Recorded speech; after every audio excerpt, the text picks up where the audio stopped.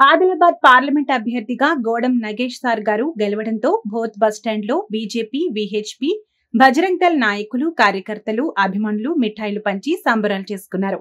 అలాగే బీజేపీ కేంద్ర ప్రభుత్వ పథకాలు, నగేష్ సార్ గారు చేసిన అభివృద్ధి చూసి ప్రజలు పట్టం కట్టారని బోత్ ప్రాంత ప్రజలకు ప్రతి ఒక్కరికి ధన్యవాదములు తెలియజేశారు. మండల విశ్వ హిందూ పరిషత్, బజరంగ్ దళ్, భారతీయ జనతా పార్టీ ప్రజాప్రతినిధులు, నాయకులు, శ్రేయోభిలాషులు, అభిమానులందరికీ ఈరోజు ఆదిలాబాద్ జిల్లా నియోజకవర్గం పార్లమెంటు అభ్యర్థిగా నగేష్ సార్ని ఎన్నుకున్నందుకు ప్రతి ఒక్కరికి కూడా పేరు పేరున ధన్యవాదాలు తెలియజేస్తూ, అదే రకంగా ఇక్కడ ప్రతిపక్ష పార్టీల వాళ్ళు అభివృద్ధి జరగలేదని పదే పదే అనడం జరిగింది.